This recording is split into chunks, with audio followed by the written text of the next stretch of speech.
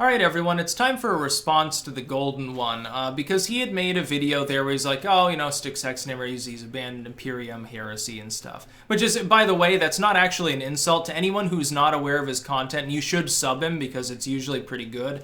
That's more of the joking side, and that's just sort of how he is. Like, he has a good sense of humor, and I like him as a creator. And I've said before, I'm not going to do e-drama online at this point. And some people thought, I guess, and I think the Golden One was confused about this. I think he thought that was a video response to him, and it wasn't. It had nothing to do with the video that he had made.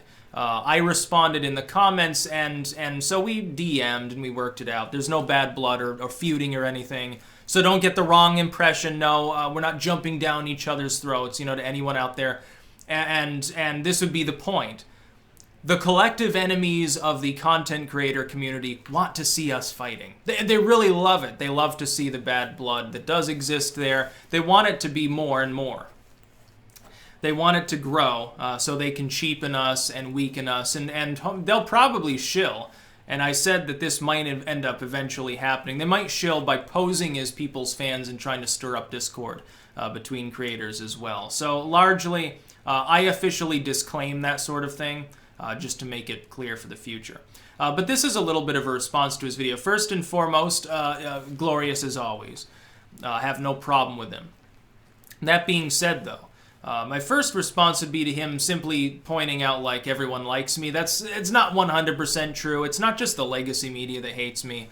A lot of the further left, and some people on the far right at this point hate me too. And the reason ties into the very subject of your video, which is like the ethno-nationalist debate thing, like the Spencer debate, things associated with it. It really comes from that, honestly. The Spencer debate really originated all the inflammation on the internet that currently exists, which is one reason why I'm now seeking to avoid bothering getting involved into these things. What needs to be understood here is that the arguments that I've made have been miscategorized by both members of the alt-right and social justice warriors. Now, I'm not getting into the horseshoe theory bullshit or anything like that. I've made my feelings on that clear. I've clarified so many things in the last 72 hours to so many different groups of people. It would make your head spin. I don't understand why people even really give a fuck, other than the fact that I have a large audience. It's actually quite funny. People that used to say that I was irrelevant, all of a sudden they either want me to win, to go over to their team, their ideological team, or they want to call me names. And it's like, it's not going to really affect me much, folks. That's not how I roll. I'm not going to get involved with it. But I would like to reiterate some of the things. I posted these in comments. I'll go through and sort of elaborate briefly. My problem with ethno-nationalism is not about the morality of ethno-nationalism. Ethno-nationalism itself is merely the concept, oh, we have a state, it happens to be homogenous. You can achieve that without even deliberately meaning to. I've pointed that out to people as well, as civic structure is capable of forming an ethno-state, simply through differential birth rates and immigration control, essentially. In fact, it's the norm of human history for most of human history, and I grant that. My problems have been with the feasibility of implementing it, especially as it relates to the United States, which is not currently ethnically homogenous. It's about 75% white. There's a sizable minority of the population in the United States that's not white. What I hear from ethno-nationalists is some permutation of like Spencer, when I asked him, how would you achieve this state without, potentially large amounts of violence? He didn't want to answer me.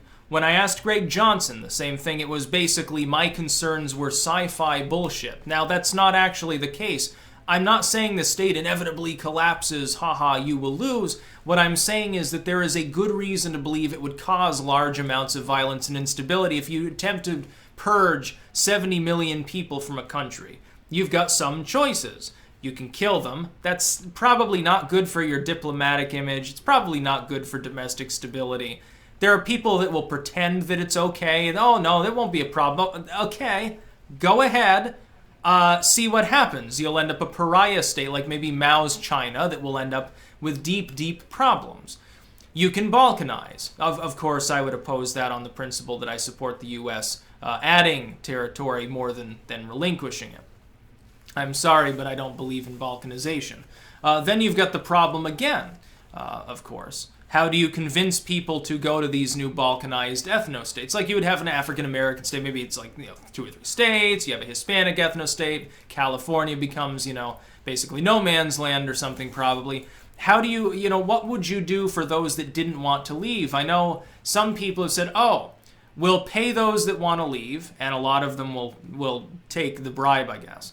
And we won't do anything about the rest, because then birth rates solve the rest, because we'll have changed the immigration policy. Again, I don't know that you understand demographics of different groups. I'm not sure that it would work that way. You've got another choice. What if not only they were voluntarily leaving, whatever group you're seeking to remove from a potential ethno-state, and then you want to use a third party, another state somewhere else, and ship them off, like the send them to Madagascar thing. Okay, Spencer directly alluded to the idea of using imperialism to accomplish basically that. I think that it's rather strange to implement imperialism to do so when you have just, in the same conversation said, these Western states are so warmongering, proxy wars, and so forth. We should get out of these other countries. Well, you're arguing against your own point. Then I hear like Greg Johnson say, I would drop atom bombs in defense of the white race. Okay, dropping atom bombs probably isn't the best idea diplomatically to deal with your problems. It's about pragmatism. And some people have thus gotten the wrong idea on both ends, in all honesty. There are leftists who think that my ability to talk to an ethno-nationalist and not immediately revert into baby talk emotional arguments makes me a Nazi sympathizer or an enabler. That is not true. There are then people on the alt-right who say, you want to destroy the white race because you don't want to gas the minorities or something. That is not true. My fighting against PC multicultural social Marxist crap is to me far more important than taking a side in an issue where I don't really have a side per se. Look, people keep saying I'm like, Sticks the centrist, he's straddling the fence. No, the fence is around my little plot, and everyone else is throwing shit at each other, and I'm just sort of on my own little plot, and they're constantly trying to bombard me with shit, and by doing this, they're hoping that somehow I will join them after they bombard me with shit. Now, I know that the Golden One hasn't done this, so in all respect, people need to know that. I know he hasn't done that. He's more neutral and kind when it comes to such things. But there are those that have done so, and they're not all just leftists, usually, before the Spencer debate. 9/10 of the time, it was some fucking leftist that was saying, Sticks far right. Sticks, he must be a Bible thumper, and then, they never realized that I'm actually a pagan. Sticks this, Sticks that, he's ugly or something. And it always came from some social justice warriors. Their heads are up their asses. They're social justice warriors. They're basically communists. And understood.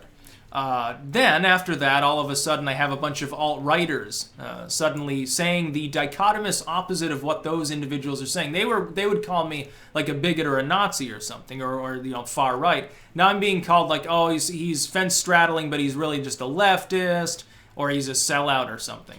And that's really the toll that's taken when you want to maintain independence. So you got to understand, people tend to try to amalgamate and assimilate other individuals. Then, of course, there are people like me that don't want to be part of those clubs.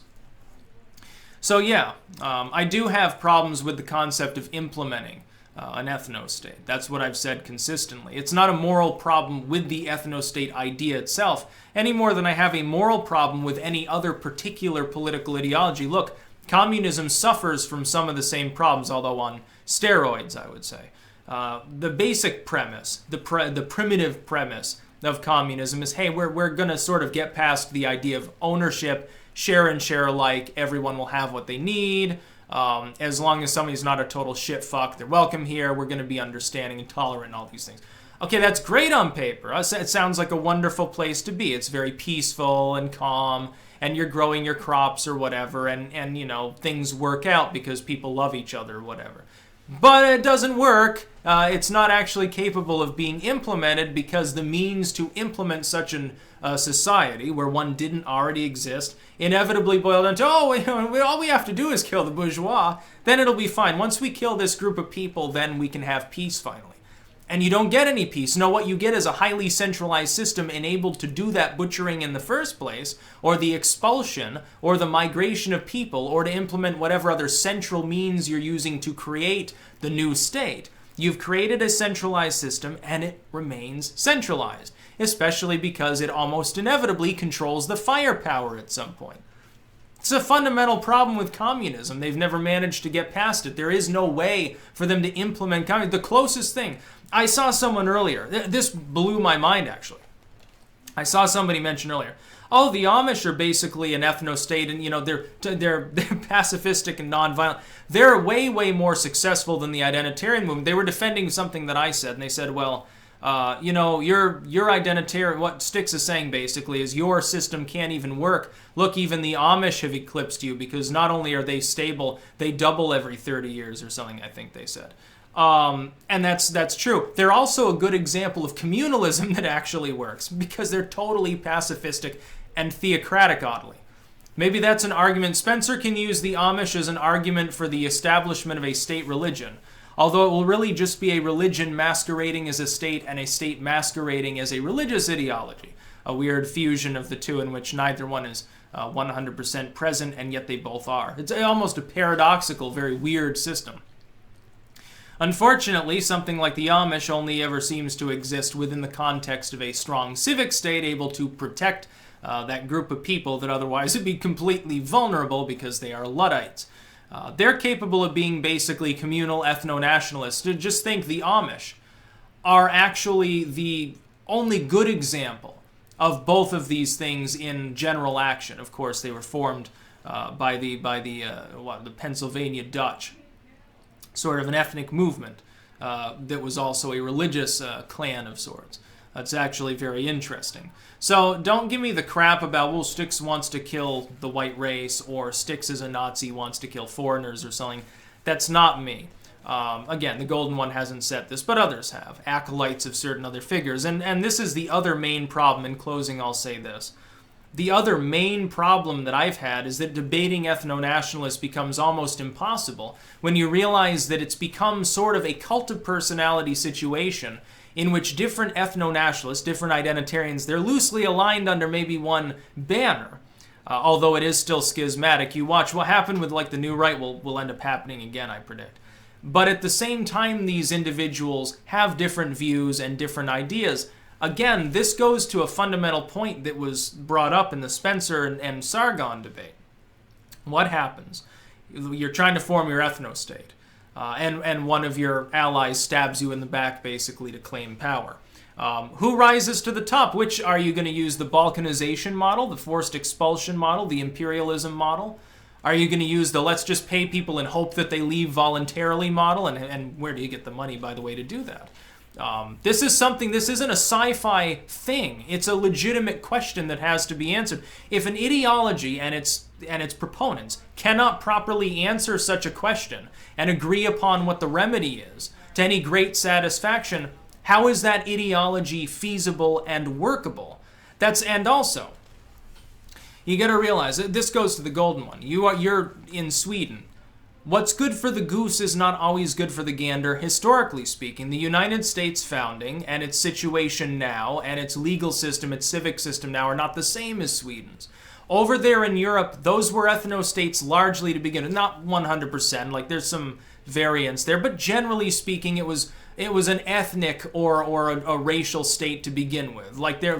Here's the Scandinavian grouping falls in along its ethnic lines. Ethnically Swedish, we've got the language, certain culture, Norwegians and so forth. The Icelandic people gain independence from sort of this conglomerate. They have their own culture based, again, on basically a civic model when you think of it, because they're, reverting to paganism largely, it seems. They seem to have relapsed before in the Little Ice Age or whatever it was. So you have all of these different things happening in Europe, but the United States isn't quite the same. Also, you got to realize a lot of communities here, there's a lot of self-segregation going on anyway. You've got to understand, there's a difference between how an inner city typically functions in the demographic sense and how like small town flyover state America typically functions. It's not quite the same as Europe. Europe has as well the problem right now of being attempts are being made to force it into a post-national system. So I oppose the EU, and I oppose like forced diversity, multiculturalism, like when the EU says to a state, you have to take refugees. I oppose that. I oppose the loss of national sovereignty. States should be able to build the wall. States should be able to expel groups of people that are not citizens, that have come there outside of the legal framework generally required to do so. States should be able to preclude themselves from participating in the EU and things like that, global trade deals and so forth. People should not face repercussions for choosing to maintain the ethnicity of a state that is already largely homogenous. But if a state like ours has a civic system that right now doesn't include that component, you would need to rescind the modern immigration system, put it back to like what it was before the mid-60s. You'd need to build the wall. Yes, you'd also need to deport illegals. But what about those? My big concern as a U.S. citizen is what happens to the tens of millions of people who are already citizens. In many cases, their lineage has been, in part of the citizenry for several generations now, in many cases. These people have a perfectly legal status. They can vote, they can own a gun, they can own property, they can do whatever they want, go wherever they want, date whoever they want, and so forth. What ends up happening to them in such an implementation? I'd ask this to a communist too, and I wouldn't expect an answer from them. They would say, "Oh, well, we're gonna purge the bourgeois," basically. If I said, "Well, how do you get your workers' utopia in a country where people, they own property, they have things that they want, there's a great difference in wealth across communities?" They say, "Oh, we'll just we'll evict people from their home. We'll make the rich poor and the poor rich, or something like that. We'll take the mansions, carve them up into pieces, and turn them into apartments, or something like that." Wouldn't go over well. There would be problems in the feasibility of implementing it. If you had a state that was already pretty close to total equality anyway, you'd probably implement communism. Nobody would even know the difference. It's like if you declared ethno-nationalism in Poland, probably for the average person in Poland, they wouldn't notice the difference. Most of the people in Poland who aren't ethnically Polish and white are refugees, or they're migrants without a full legal status. They're not full citizens of Poland. Well, there you go. There's a little bit of a difference now between these situations. I think that needs to be recognized. So to the golden one, respectfully speaking, I still have various problems with the feasibility implementation of ethno-nationalism, as I would with other ideologies. I'll still talk to you about it. I'd love to have a debate about it, but I do still have those differences of opinion. I would also point out, again, I have to keep doing this, if it weren't for people who are more libertarian in their leanings, perhaps, and less interested in specifically the ethno-nationalist side, neither ethno-nationalists nor the social justice warriors would be having a debate or a conversation of any kind. Like somebody like Holt, he wouldn't be speaking out on Twitter against me or anybody else. Twitter wouldn't exist. So I think people do, at some point, need to keep that in mind. That's about all. Peace out.